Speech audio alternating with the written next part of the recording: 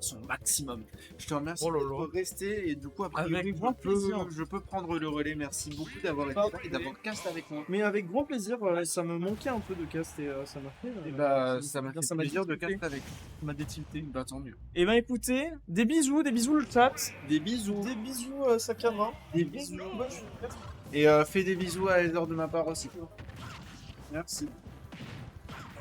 Ok, et on part du coup sur ce premier match du stream, je crois, où on est sur PS2. Donc match PS2 entre le Bowser de Skyle et la Wi-Fi Trainer de Kurako. Attention, on a failli mourir sur ce Donbe Spike. Ces deux joueurs qui se connaissent vraiment bien en l'occurrence. Hein. Si je dis pas de conneries, je sais pas exactement c'est quoi leur set count. Si vous voulez aller vérifier, ça sera avec plaisir. Mais voilà, en tout cas, ils se connaissent vraiment bien. Ok, on a la récupération du ballon, on a le down tilt et on a une première stock qui est récupérée par Kurako. Je vais enlever et cause du truc de stream pendant que Skyle se venge. Lui, bien.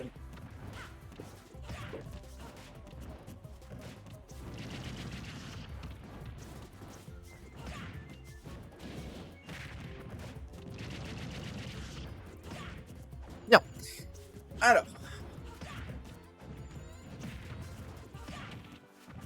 Globalement, le match-up va être un peu compliqué, je pense, dans l'idée pour Bowser. Parce que Kurako est quand même capable de mettre des bons gros combos qui font bien mal. Et Bowser, ça prend dans la gueule, les bons gros combos qui font bien mal. On a essayé d'attraper cette roll, mais la roll ne sera pas sortie. Oh, par contre, très belle spot dodge pour éviter le Salute the Sun. Et là, on va arriver dans la partie où c'est Wii Fit qui va être plutôt dans la merde, à savoir le ledge trap et ledge guard, parce qu'il faut sortir de ce désavantage. Et Kurako s'en sort très bien.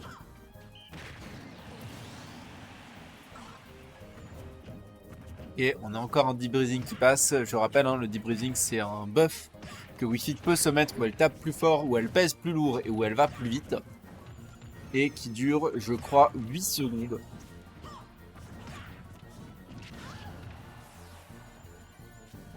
Et on continue à accumuler les pourcents sur ce Bowser. Attention tout de même à ne pas se faire avoir sur ce ledge trap. Ouais, là pour le coup, le donner qui ne prendra pas la stock. Merveilleuse DI du côté de Kurako. Mais ça ne suffira potentiellement pas.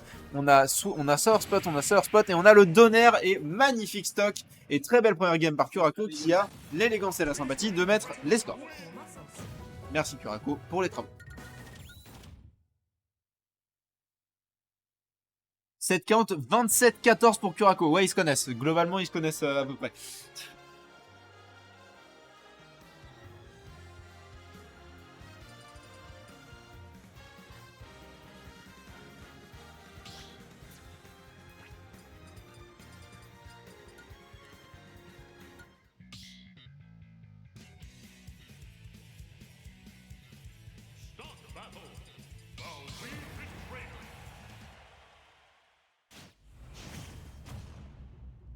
Ok, je crois qu'on est reparti sur... Non, on n'est pas reparti sur PS2, on va partir sur Small Battlefield, qui est un terrain qui va être moins propice au zoning, et donc ça va potentiellement être un peu plus à l'avantage de Bowser.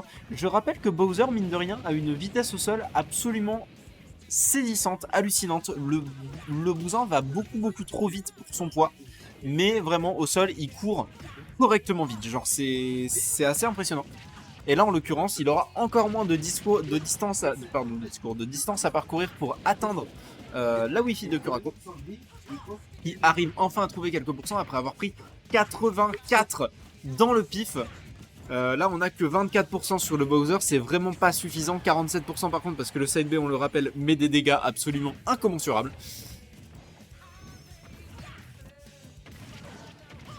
Ok, Nair, on a tenté le Nair side B, le Nair side B n'est pas passé, mais on rattrape les pourcents au fur et à mesure pour Kurako. Attention le side B, attention la stock, merveilleuse DI. Kurako qui va réussir à conserver cette stock et qui va réussir à survivre uniquement grâce à la hitbox qui lui a été envoyée par son propre side B. Là par contre ça tuera sans aucun problème. Ok, on a un B, on a tenté le forward smash dans la mauvaise direction. Malheureusement, du coup, ça ne prendra absolument ni la stock, ni même aucun dégât. Et on va vraiment devoir tuer ce Bowser rapidement du côté de Kurako. Il faut trouver une option efficace et il faut trouver une option qui soit, si possible, pas trop punissable, parce que là on peut se faire gratter vraiment rapidement. Attention à ces pourcents qui s'accumulent tellement vite avec le Fire Breath.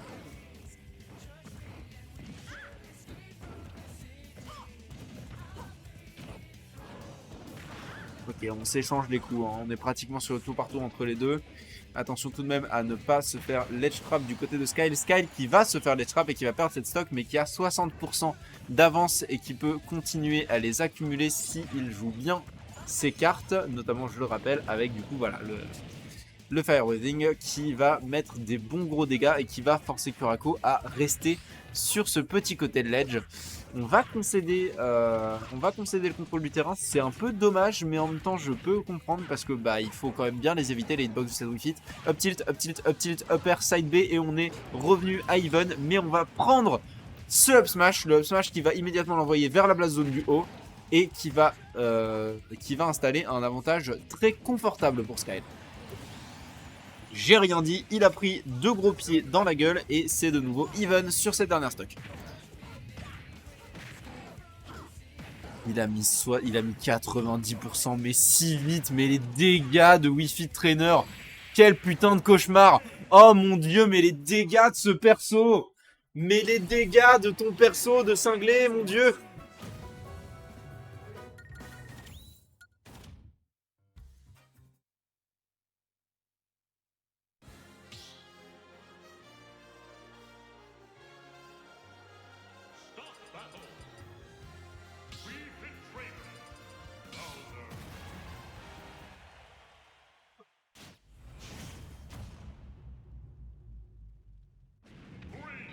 Okay. On repart sur la même map, manifestement du côté de Skyle, on part du principe que le problème ne venait pas de la map et j'aurais tendance à être assez d'accord avec ça.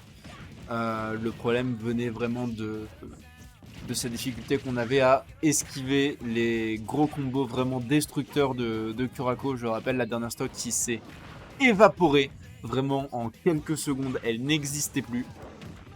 Oup. Naze, punaise.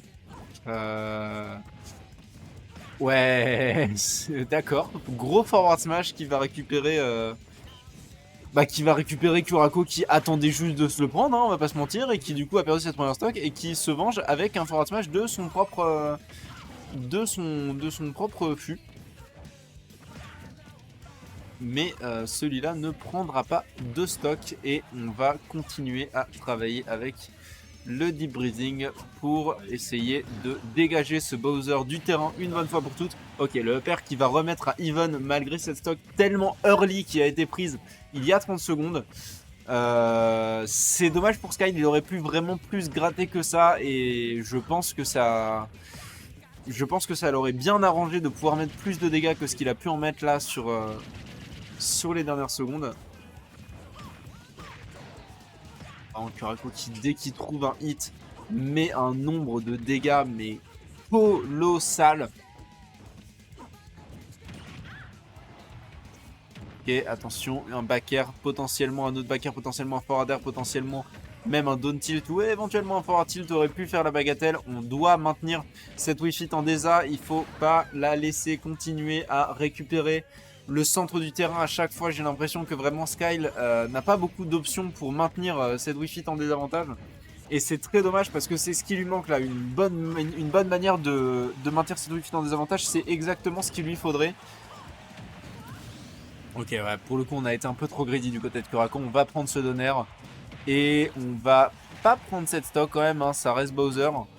Mais on a ce deep breathing et on a quelques options envisageables.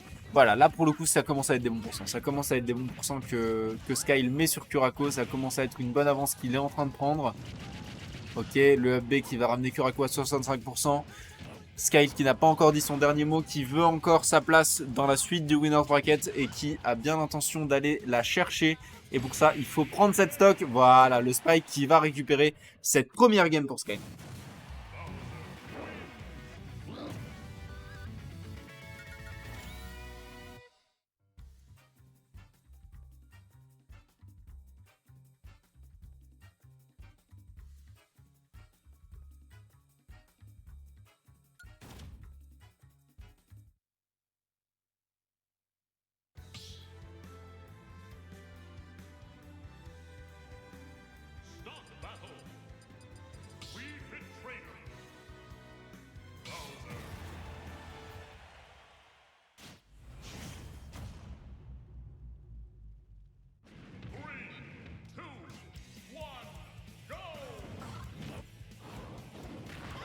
Ok, on repart et on repart de manière très agressive. Skal qui déjà met des bons pourcents sur Kurako, qui a peut-être compris qu'un changement de rythme était potentiellement la clé pour gagner ce set. Là maintenant il a 2 balles de match hein, concrètement. S'il joue bien ses cartes, il peut encore accéder à la winner semi, il peut encore sortir Kurako de cette winner quarter et de ce winner bracket. C'est encore possible et Kurako le sait, et Kurako va peut-être commencer à jouer un tout petit peu plus défensif. En tout cas c'est l'impression que j'en ai. Ou est-ce que c'est Skyle qui est plus prudent? C'est une possibilité aussi. Attention à ce spike ne sera pas prouvé. Ok, le backer qui va immédiatement prendre de manière très dominante cette première stock. Skyle qui, j'ai vraiment l'impression, a changé de vitesse. Il a changé de rythme, il a bien compris qu'il allait falloir trouver d'autres réponses. Et malheureusement, cette réponse-là n'aura pas été trouvée. Et immédiatement, c'est Kurako qui revient à even, qui se prend des bons gros pourcents sur le neutral bet Bowser. Mais est-ce que ça suffira? C'est la vraie bonne question. D'accord, on a tenté quelque chose du côté de Skyle, malheureusement pour lui, ça ne passera pas. On a ce Salute the Sun qui va potentiellement être dangereux. On a tenté le spike, on a même doublement tenté le spike, ça ne passera pas.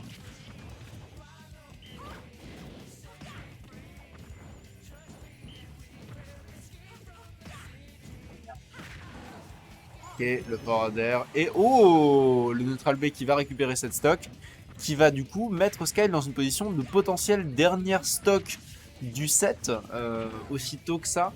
C'est vraiment très très stack pour que ça soit la winner's quarter, hein. Si jamais, il faut vraiment bien que vous en rendiez compte. Oh la vache, le down smash qui va récupérer cette stock et qui ramène toutes les possibilités sur la table. Skyle qui n'a que 26%, 26%, 40% maintenant sur un Bowser, c'est pas grand chose. Et qui les a déjà pratiquement remis à l'even avec ce donner. Non, ouais, non, là pour le coup, Kurako qui a cap un tout petit peu et qui a pris des gros pourcents en retour.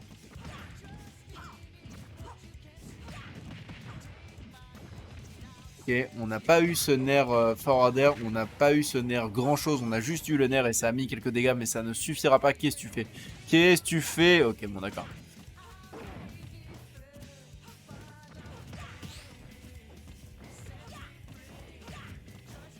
Attention, attention, là les deux n'ont aucune intention d'interagir. Kura sait très bien que si il se prend ce forward air, il peut potentiellement donner une chance à Skyle d'accéder à cette 5e game. Même map, on repart sur SBF. Quoi qu'il se passe, ce set va bientôt se terminer.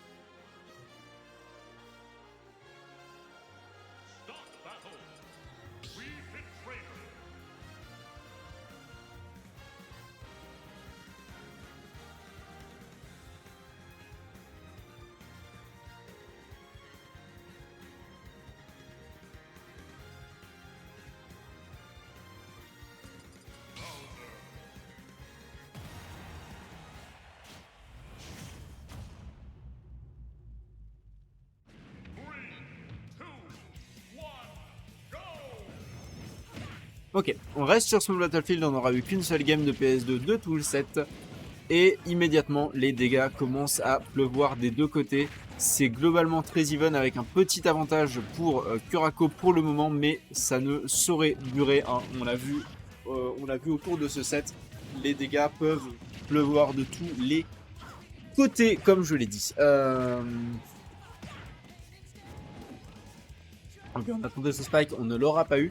Skal qui est vraiment très bon pour l'échelle terrain, qui est très bon pour juste raser le bord du terrain et ne pas se prendre ce spike de Kurako, et c'est exactement ce qu'il faut maîtriser dans ce match-up.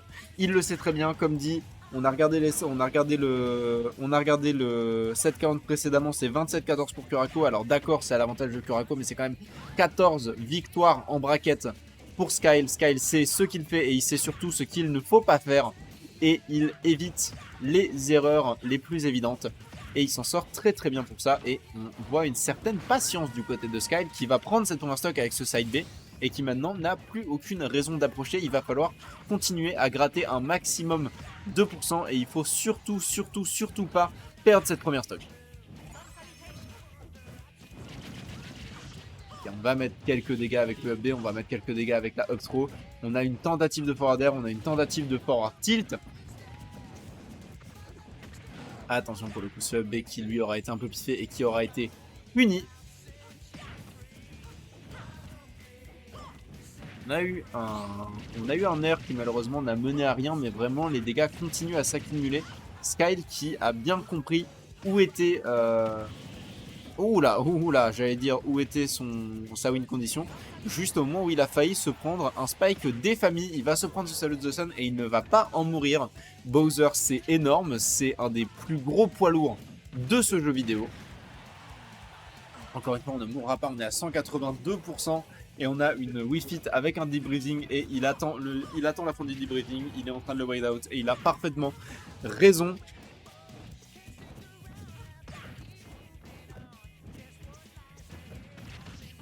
Ok, on va mettre ses dégâts, on ne va pas avoir ce grab, mais le forward tilt qui ne tuera toujours pas est 194%, ça pour le coup ça prendra la stock, voilà, ça prend la stock. Mais 93% d'accumulé sur la Wii Fit, c'est faisable, c'est même largement envisageable du côté de Skyle. Il faut qu'on continue sur cette lancée, il faut qu'on reste solide sur ses appuis, il faut absolument pas qu'on change de rythme maintenant.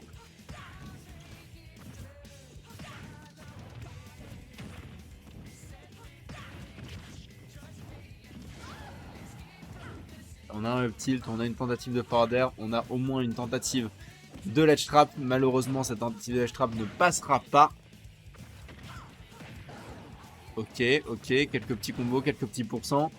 C'est pas suffisant pour revenir à l'avantage pour Kurako, mais ça reste des pourcents qui sont vraiment bienvenus pour le joueur de Wii Fit, le joueur de Wii Fit qui depuis tout à l'heure ne sait plus trop où donner de la tête. Est-ce qu'on va perdre cette stock? On va perdre cette stock. Bien joué à Skyle d'avoir amené sur la plateforme. Et du coup, on n'a que 74% sur le Bowser. Et encore une fois, il faut accumuler les pourcents aussi haut et aussi fort que possible. 39% déjà d'accumuler sur cette Wii Fit. Maintenant 69%, il a mis 30% avec ce neutral B, 83%, attention, un kill pourrait déjà vite arriver, Bowser ça tue extrêmement tôt, c'est envisageable, le up B qui met encore des pourcents et Kurako qui ne sait plus où donner de la tête, 110% sur la Wii Fit Trainer et le backer qui va prendre cette stock et qui va prendre le set pour Skyle. Très beau reverse 3-0 pour le main Bowser qui donc va s'en aller en winner semi afin d'affronter... Soit Fen, soit PX. Soit Fen, soit PX, ok, ça marche. Ça roule.